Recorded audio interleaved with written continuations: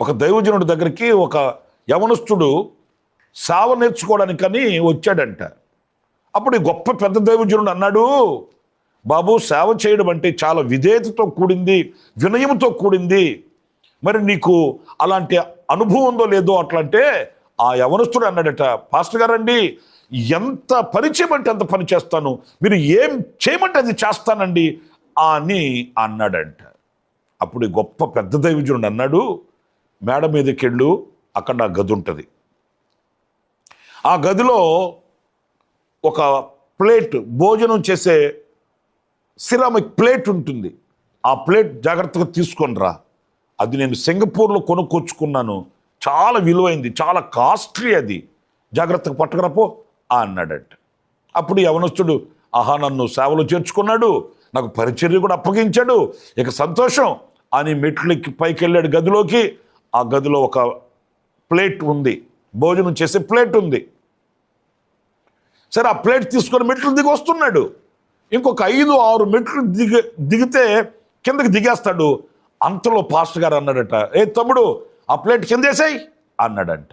ఆ తమ్ముడు ఆశ్చర్యంగా చూస్తున్నాడు, ఏంటి ప్లేట్ కిందేసేయమంటున్నాడు ఏంటి? మరలా రెండోసారి చెప్పాడు పాస్టర్ గారు, ఏ తమ్ముడు ఆ ప్లేట్ కిందేసాయి అన్నాడట. ఆ తమ్ముడు ఆ ప్లేట్ పట్టుకొని ఉన్నాడు. మూడోసారి కూడా చెప్పాడు పాస్టర్ గారు, ఆ ప్లేట్ కిందేసేవయ్యా అట్లా అంటే ఆ పాస్టర్ గారితో అంటాడట, తమ్ముడు పాస్టర్ గారు ఇది సింగపూర్ నుంచి తెచ్చాను అన్నారు కదా, ఇది చాలా కాస్ట్లీ అన్నారు కదా అన్నాడంట. అప్పుడు పాస్టర్ గారు చెప్పాడట, చూసావనైనా సేవకి సంబంధించిన లక్షణాలు నీలో కనిపించట్లేదు, నీవు ప్లేట్ విలువ చూసేవే కానీ సేవకుని యొక్క మాట విలువ నీకు తెలియదు. నేనేం చెప్పాను, ఆ ప్లేట్ కిందేసేయి అన్నాను. ఆ ప్లేట్ కాస్ట్లీ కంటే కూడా, ఖర్చు కంటే, లేకపోతే ఆ ప్లేటుకున్న విలువ కంటే సేవకుని మాట విలువ అని నువ్వు ఎంచి ఉంటే నువ్వు దీవించబడి ఉండేవాడివి. కనుక సేవలో నీవు నడిపించబడడానికి నీవు మొదట వినయం నేర్చుకోవాలి, శ్రేష్టమైనది ఏంటో గ్రహించాలి. ఆఫ్టర్ ఆల్ ప్లేట్ విలువ అనుకున్నావే కానీ ఒక సేవకుని మాట ఎంత ఘనమైనది, ఆ మాటకు నేను లోపడాలి కదన్న వివేకం నీకు లేకుండా పోయింది కదా.